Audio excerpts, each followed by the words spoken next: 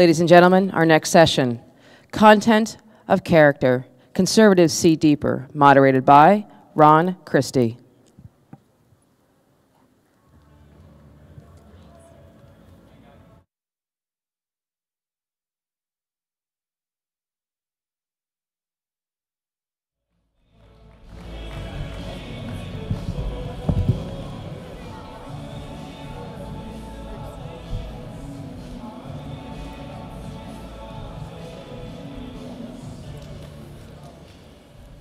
Good afternoon, everybody.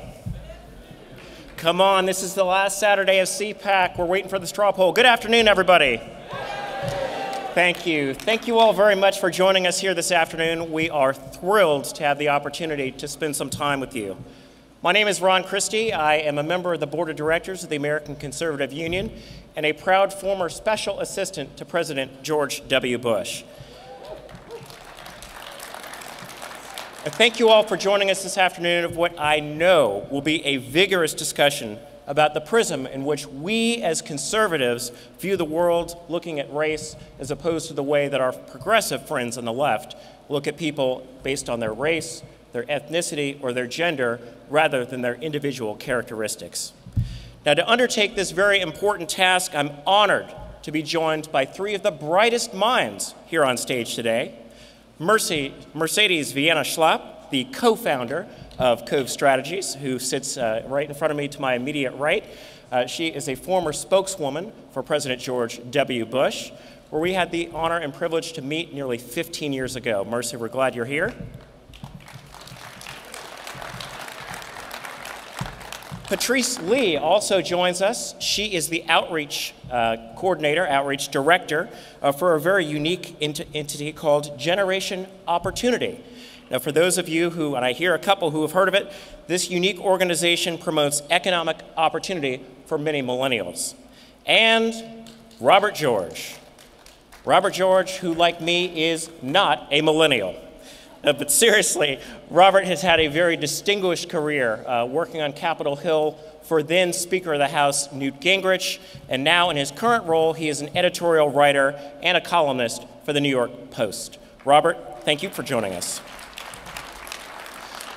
Now, I'm going to start with a few minutes of opening remarks. The panelists will also do the same, and then we will engage in, again, what I hope and know will be a very vigorous discussion. Now, let me start by saying that I never intended to devote so much of my time and so much of my professional and personal life to discuss the intersection of race and politics. I'm honored to say that I'm a direct descendant of slaves. My parents and my family now own the very plantation upon which my relatives once toiled under the cruel arm of slavery so many years ago. Now, I grew up as a Democrat in a Democrat house in a Democrat town known as Palo Alto, California. And I can tell you, where being a Republican, let alone being a black Republican, was nearly unthinkable. Now, my hometown Congressman Tom Campbell at the time asked me to intern with him, and the experience of being in his congressional office that summer forever changed my life to this very day. I believe the GOP, with a strong emphasis on personal responsibility, of strong economic vitality, and a strong national defense, that really spoke to me. And then I looked at what I thought I believed as a Democrat. The Democrat belief of an ever-expanding federal government didn't click to me. The Democratic belief that we were not individuals, but that we were sort of servants of the state, that didn't appeal to me. And the way in which Democrats had a very paternalistic view of people, that they couldn't achieve the American dream without the government. And I said, that offended me. I switched parties in 1990. I've never looked back, and I am thrilled to be a conservative Republican. Now, I can honestly tell you that this path has not been an easy one. Many Democrats made me feel like Rosa Parks, that my job was to sit at the back of the bus due to my political beliefs, or many Democrats also made me feel that I should be ostracized because of my political beliefs, where I should be in the shadows of society rather than out living and enjoying my very life. Now, I want to read a passage for you. I've been pleased and privileged to have written a couple of books talking about race and politics. And my second book is one called Acting White, The Curious History of a Racial Slur. And I think this next passage will tell you all you need to know about why we are conservatives and why they are progressives. And to set the stage, I had the opportunity to work for a member of Congress back in 1991, and he was a member of the Veterans Affairs Committee, and I went with him and sat behind him, as is customary for aides on the Hill to sit behind their member of Congress. And when I came back to my office, the phone rang, and the person out front said, "Ron, you're not going to believe this, but you have a telephone call from Congresswoman Maxine Waters." And I said, "That can't be true." So I picked up the phone, and she said, "Young man, this is Congresswoman Maxine Waters, and I need to speak to you immediately." And as I headed down from our office on the 4th floor of the Longworth House office building to hers, I wondered, what was she going to say to me? Walking into the Congresswoman's office, Waters' presence was a very intimidating one, and she gave me a withering look. And she said, and I quote, "I want to know why you are working for a Republican," she continued. "Are you confused?" "No, ma'am, I'm not confused. I work for Congressman James because I share his values. I am a Republican." You're a sellout. You're a sellout to your race. White people work for Republicans, not African Americans. You're nothing but an Uncle Tom, Waters thundered. These are direct quotes. I could tell you many stories like this, but you get the point. I have never met a Republican. I have never met a Republican who failed to heed Dr. Martin Luther King's call to treat people based on the content of their character rather than the color of their skin.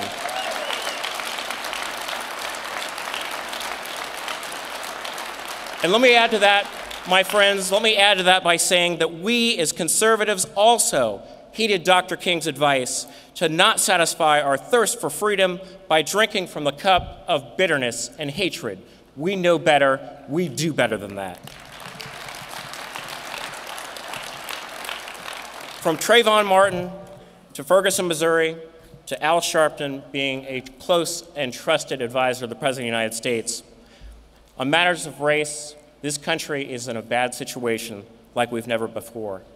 Unlike the post-racial America we were promised with Barack Obama's election, the left have never divided us like never before. And let me conclude by saying this.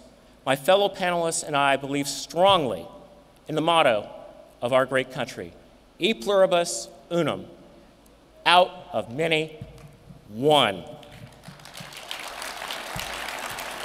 We believe in a world where we celebrate our diversity of thought, our diversity of expression, our diversity of opinion, cherishing our great American exceptionalism that makes us the brightest and the best beacon of freedom, liberty that the world has ever known. Ladies and gentlemen, thank you all so much, and please welcome Patrice Lee. Patrice.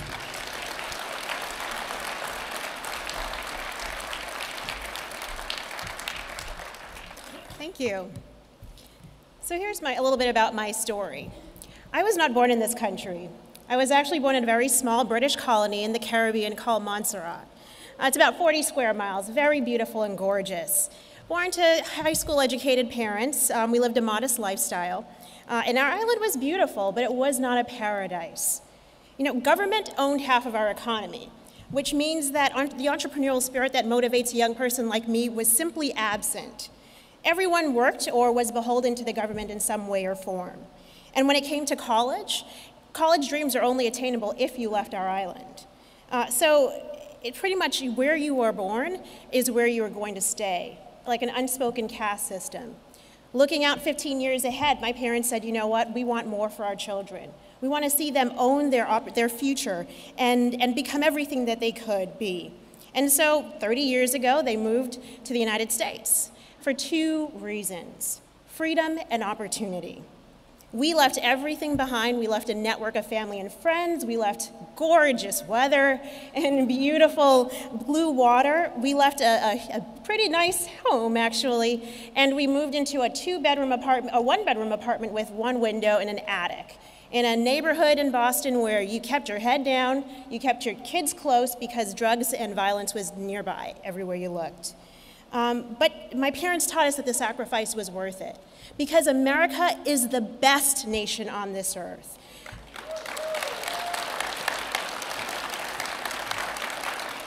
And that's not hyperbole, and that's not rhetoric. That's the story of people who understand what it means to come from oppression and to come from a place where opportunity does not abound the way it does in this country. And so coming to this country, I've been blessed, and my brothers have been blessed with hard work, merit, sacrifice, and all of those things meeting the opportunity that's here. And that's why I'm talking to you today. My story is not the only story of a young black woman in this country. There are others, people from color, from other people of communities of color who are like me, whose this story resonates with. Maybe they've come from another country, and maybe they were born right here in the United States. But unfortunately, there are a lot of others who this story does not resonate with. And that's because they face a lot of challenges to success right here in America that, you know what, the government has instituted, but that we can remove. And for us, one of the biggest obstacles that we've identified is our broken criminal justice system. If you don't know, the United States has 5% of the world's population, but 25% of the world's prisoners. That's 2.3 million people who are right now incarcerated. If you don't know, we're all criminals under the law. Here's why. On average, the average American unknowingly commits 3 felonies a day. Thank you, Washington, D.C. But what that really means is that, we are committing crimes that we really don't even recognize and don't know, because government, Washington especially, is addicted to expanding the federal criminal code. But what's worse is that blacks are disproportionately affected. Of the 2.3 million people I mentioned, 1 million of them are blacks. These are people of color. And they're arrested at 6 times the rates of whites. But for communities of color, it has an even more dire consequence. Crime is being called the new poverty trap. And of course, we understand that incarceration leads to decreased annual earnings. It's hard for someone who served their time to then come out and find opportunity. And worse off, my generation as a millennial, we are incensed. If you've been down to the CPAC hub and you've seen some of the organizations working on criminal justice flooded by people, it's because we recognize that now is the time for some serious change.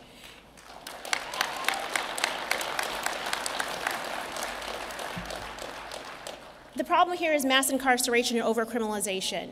Too many people, mass incarceration is robbing families of fathers and mothers who can provide the structure and stability that families really need in the black community. It's even robbing our market of people who have new ideas and products and services that could be changing our lives and changing the way we do things.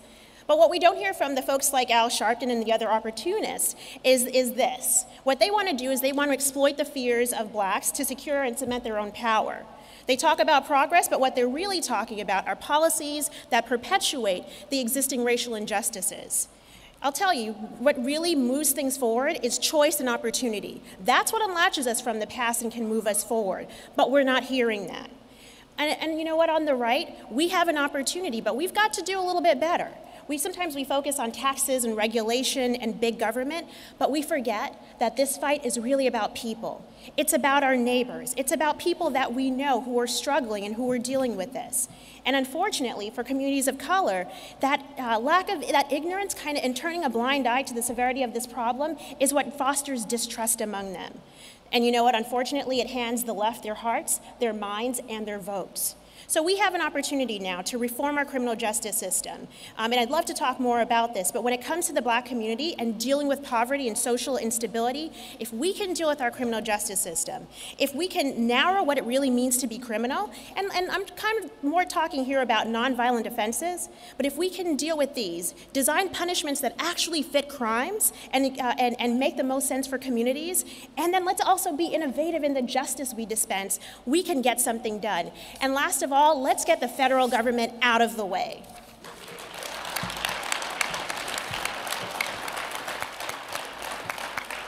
I just want to leave you with this. The broken criminal justice system in this country is not the communities of color's problem. It's not their problem, it's our problem. It's our nation's problem. And if we make that a priority, then, there's so much that can happen when it comes to bringing lots of people of color into this movement. I'm not deterred, and I know you're not either, which is why you're here. It's why you're out there protesting. It's why you're out there with every vote, every rally, every time you're an activist, because you believe in freedom the way I believe in freedom. And I think we can achieve that in this generation.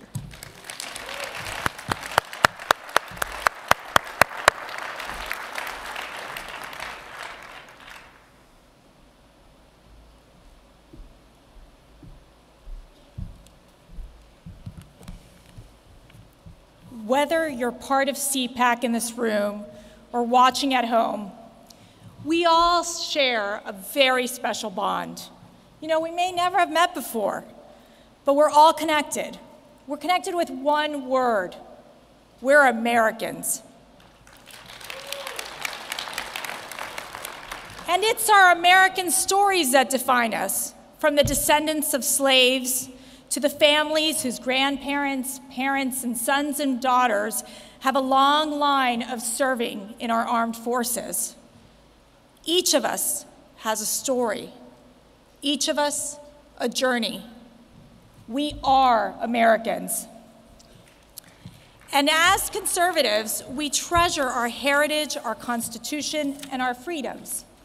See, I grew up with a freedom fighter who taught me why every day we need to defend our liberties that sometimes we take for granted. My parents lost their freedoms under the Cuban communist regime. The Castro brothers, Obama's new best friends? They stole my family's businesses and homes, but my parents didn't stay silent. They fought back and paid a very heavy price. My father was thrown into jail for 6 years, brutally abused, watched his friends executed, but he never gave up hope. He was beaten up, but never defeated. Sounds like a true American. While my heritage is Cuban and a part of who I am, my parents have always reminded me to love America first and foremost. See, this is a land that rescued them with open arms. They remind me to stand up for America and to value freedom and democracy that they lost. And that's my American story. And I encourage you, go on social media and share yours, because your story of your family matters. You see, our experiences and our heritage define this great nation. But guess what? The liberals, they don't want us to think that way. Oh no. They want to put us in separate boxes by gender, by race, by ethnicity. If you're a woman, the liberals try to unite you by telling you what to fear and letting you know that conservatives are waging a war against you. Really? Standing up for conservatism isn't waging a war. Liberals should be careful. See, they don't want to mess with us.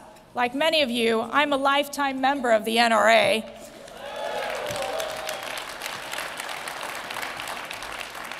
So fabricated wars, pitting racial or ethnic groups against another, that weakens America. It's not healthy for our country. We need to find a way to be empathetic to others and respect each individual, each American. And we conservatives need to respect individualism, because that's what we stand for. We stand for the individual, the unique character and complexities that define each of us. And I can tell you, as a mother of 5 daughters, which my daughters are here with me today, I think some of them, each of my girls are all very different individuals, believe me. And while I love them all the same, I respect their individual personalities and thoughts and know that each of them will contribute to our society in their own unique ways. But the liberal elite and the media, they spend so much time on how we are not getting along, separating blacks from white, men from women, and believers from non-believers. We don't want to be simply defined by the way we live our lives or by our gender, race, or ethnicity from a polling company and be boxed in and pandered to. As conservatives, we need to focus our time on how we can stand up for the individual, unite our nation, where we can freely debate our ideas, respect each other's differences, and find solutions that work, with one goal, that we all have a chance to live the American dream. Thank you.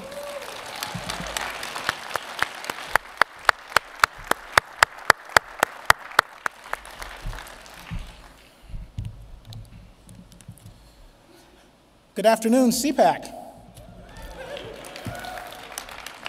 I said, good afternoon, CPAC! I know it's been a long 3 days, it's one more panel. All of you are just like, waiting it out, just waiting it out long enough to find out who the straw poll winner is. So I appreciate all of you being here and sticking around for us. I thought I was going to be very angry at Patrice because in my spare time, I do a little bit of stand-up comedy, and I thought that Patrice had stolen my favorite joke, which is, "Good afternoon. I'm a Catholic West Indian Black Republican. Anybody else here?" However, I found out Patrice is Protestant, so I'm still okay. My colleagues talked a little bit about themselves, and I'll do the same here. I came to the United States because of my mother. My mother and I, we were born in Trinidad, and she was a nurse, single mother, and she decided to look for opportunity and took her one-year-old, me, over to England. And we lived there for 7 years. And she then, later on, saw opportunity and came to the United States. And we lived in New York City, and she worked for Mount Sinai Hospital. Again, that's one more example of the same American dream that my colleagues discussed. I work now at the New York Post, which for some people is some people's favorite conservative large city newspaper. So now, it's interesting that I'm working at the New York Post, because the New York Post was founded by Alexander Hamilton, who, interestingly enough, was born an illegitimate child in the West Indies, and using the power, his great ability to write, he came over to the United States, eventually became an advisor to George Washington, founded the first American bank, became the first Treasury Secretary. The hottest ticket in New York right now is a musical based on his life. So the fact that I'm now working in the establishment that he founded goes to show that, yes, the American dream continues for all.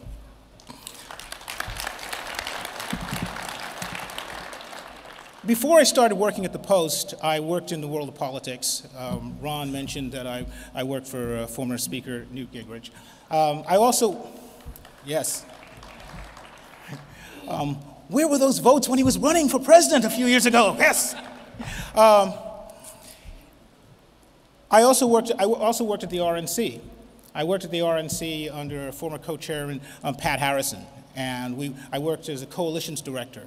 And my job was working not just with African American Republicans and Hispanic Republicans, but those who focus on liberty issues and tax issues, and Armenian American Republicans and the Turkish American.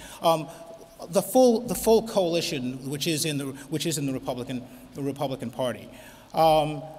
We did so well then, actually, that when the RNC did their autopsy in 2012, they found out that some of the principles and the policies and the plans that we outlined back in 1998 many African Americans, Hispanics, and so forth said that was the model, and that's something that the RNC should have continued doing and should still be doing. I say that because while I agree with everything that my colleagues have just said, the RNC and conservatives also have to look inward as well. Too often, when a Republican politician speaks in front of an African-American audience, that's when you start hearing, oh, Party of Lincoln, Party of Lincoln, Party of Lincoln, buck, buck, buck, buck, Party of Lincoln, Party of Lincoln. Great, yes. The first Republican president, Abraham Lincoln, the great emancipator, yes, he freed the slaves. But what do you as a Republican have to offer now? Yeah, you freed the slaves, fantastic, fantastic. If you want to start talking about, start talking about 1880s, I can talk about 1980s. Janet Jackson, what have you done for me lately?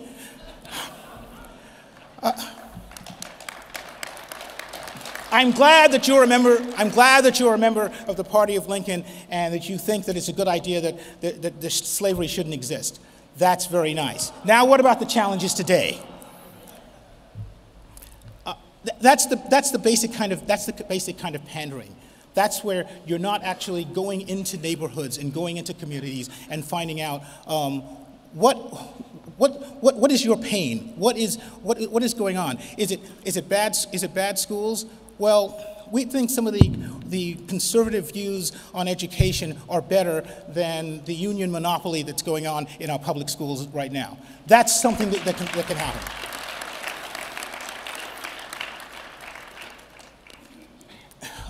Patrice also obviously talked about the need for criminal justice reform, because for a large segment of African Americans, their engagement with government is actually, it's not so much big government, it's local government, it's an engagement with the police. And it's a difficult relationship that they often have with the police, because on the one hand, they need the police there to keep themselves safe so their children are not being harmed.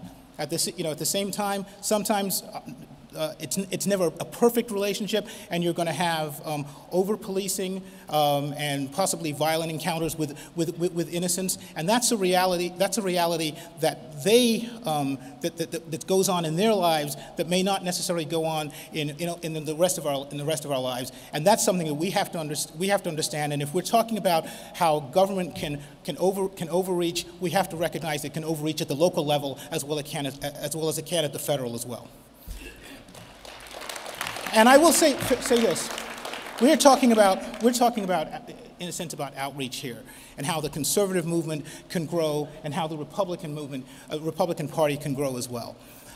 It's not just, though, about how we can bring in more African Americans into the party, or more Latino Americans, or what have you. It's also about, just in general, how we can also bring more younger Americans into the party.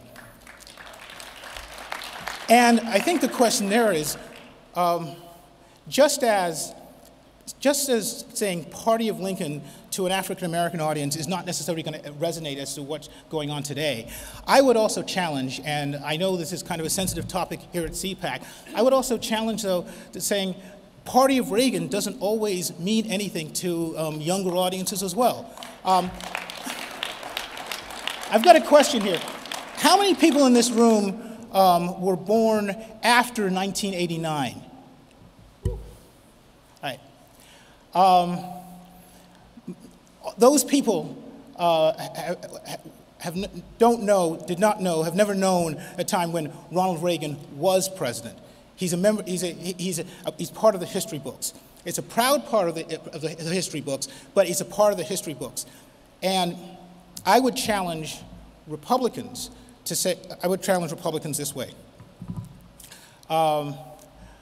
With Lincoln, we had the first Republican president. With Reagan, we had arguably the greatest Republican president of the second half of the 20th century. They didn't run They ran as themselves. They ran as men of principle. They ran as people, as somebody who saw the country at a time of crisis and realized that they had solutions for it. So I would say to everybody in this room that if you want the party to grow, you need to challenge the candidates who say that they want to lead the Republican Party. Ask them what solutions they have for the 21st century, for what's going on in their cities, what's going on across the country, and the challenges that the country faces across the world. And I think that's going to be the best way, ultimately, to increase the base and expand the party. Thank you.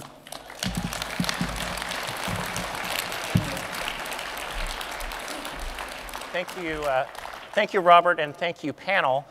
In about the 8 minutes or so that we have remaining, I wanted to get as many questions into the panel. So without further ado, Mercy, you have a lot of experience working with the media. And I think one of the narratives that we see so often is that the media perpetuates a lot of the stereotypes of, as you put, people are being put in boxes. How do we as conservatives break through the boxes that the media reinforces and get our message out? Well, I think it's one of the biggest issues that we have with the media, which is that we really don't, we're kind of stuck in a situation where, the liberal elites, the left, they're going out with their strong messages. And, while we have the conservative media outlets that we have to support, you have to think that the majority of Americans out there, they're watching their local news. That's right. They are listening to Rush Limbaugh, and they are listening to, conservative radio.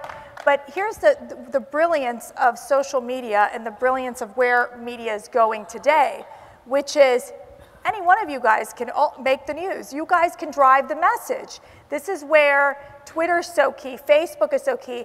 You look at the percentage of people who receive their news on social media, and it is incredibly high, especially among the millennials. I mean, it is where they get their news. Mm-hmm. So I think that's a way where, activists, people who really want to spread the conservative message, is able to get that nugget, what I always say is get your 3 bullet points out, the 3 strong messages you want to send out, and push that through the social media network to connect with your community, because you never know how far it's going to get.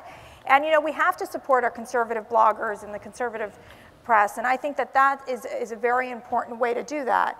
With that being said, the left media, people always ask me, Ron, and we do MSNBC together all the time, why do you go on MSNBC? Exactly. It's like a lost cause. But sometimes you don't want to see the tweet feeds afterwards. Go read the tweet feed. Yeah, exactly. They're not very nice. But I tell you, once in a while, I'll get an email, and I'm sure you do get the same thing. Yeah. And they'll be like, you actually made a lot of sense. And that point that you made about, whatever the issue would be that we're talking about, I could see your point, and you did it with a smile, and you did it with grace, and you did it with facts behind you. So again, be armed with the facts when you go out there. No, don't just throw it out there as an emotional, plea, but as opposed to really have your facts right. Because that's how I think you're going to win the argument. It's not only just with the fact that we think our principles, that's what we need to be pushing out, but also the facts behind it. Be evangelists. Be evangelists. Go places where they don't expect to find conservatives, don't expect to find Republicans, and talk to people. And Patrice, that leads very well into a question for you when we talk about millennials. And Robert made the excellent point of this is the party of Lincoln or Reagan. How can we inspire millennials today of building off the foundation from the past, but looking at the present and the future of ways to really penetrate and make sure that we can get our opportunity message out? Absolutely. So millennials care about many things, but there's some things that are very important. Civil liberties are a huge area where our generation cares very much about making sure. Absolutely. Making sure that the rights that we've been guaranteed are actually being carried out. I talked a lot about criminal justice reform.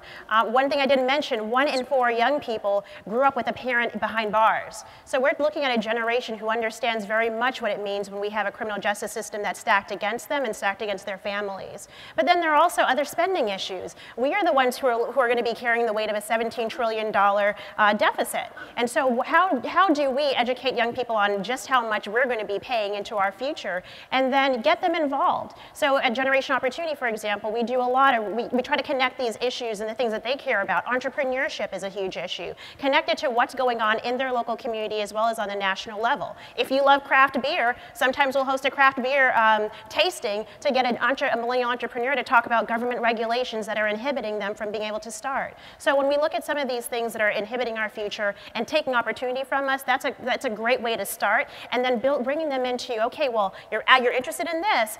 Believe it or not, this is a kind of a right of center issue. It's actually not the government's responsibility and right. In fact, the government is taking more from you than it's actually giving to you, and that message resonates. Robert, when you and I worked on the Hill together in the 1990s, I think that was the 1890s, I think, actually. Yeah, again, we're not millennials. But I think if you put the two of us in a room, we would have a working quorum for Black Republicans on the Hill at the time. What can we do to encourage more young people of color to get involved in politics? What do you think would really resonate based on your experience?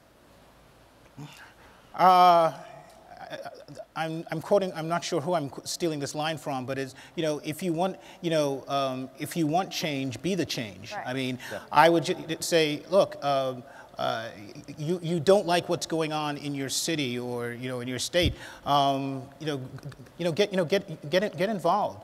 And I would also talk saying particularly to young people out there who are politically involved, who are politically maybe in their campuses as well.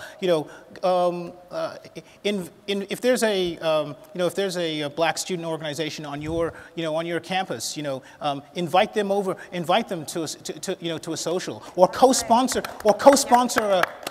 a debate, where you can actually engage one-on-one. I mean, I think what you'll find out is that you have a lot more in common than you may think. But again, if you think as an evangelist and you realize that it's your job, it's your responsibility to go out there and just start talking with people rather than talking policies. Just talk with them, face to face, one-on-one. And the tone is really important. Mm-hmm. Tone is really important. It's coming from, again, they were the quorum on the Black conservative sides. With the Hispanic conservatives, it's the same situation where we get stuck. You got to, the issue for them in a lot of times is immigration. And I know that that's an issue that's very emotional amongst conservatives, but it's something that has to be addressed in order to be able to really reach out to that Hispanic voter. You're going to need to deal with this issue on immigration. And guess what? Because they know people who are documented in this country. That is a very big issue. And let me tell you, this country is changing. The demographics are clear. It is a growing population, and we need to figure out a way to make sure that they come to our side, or we're going to lose them to the Democrats. And can I just jump in one other point? To your point about tone, we have to be very careful about saying, people of color, communities of color only care about giveaways and what someone's giving to them. It's not so much that they're being bought off by free cell phones, as much as it is someone says they actually care about me and they're showing that they care about me. Well, actually, entrepreneurship, opportunity are actually much more compassionate. And so if we reach out with that kind of language and showing how we're giving you your future to own, then now all of a sudden I'm being much more compassionate than giving you something and you're beholden to me for the rest of your life. Ladies and gentlemen, I promised you all a very vigorous debate and a very vigorous discussion, and I think our three panelists here certainly did not disappoint. I think they excelled in explaining why we as conservatives recognize the importance of viewing people as individuals, making sure that we have an empowerment society where we make our own solutions rather than the government continue to create problems. I want to thank my friends Mercedes Schlapp, Patrice Lee, Robert George. Thank you all so very, very much. Enjoy the rest of the day. God bless you all, and God bless the United States of America. Yeah.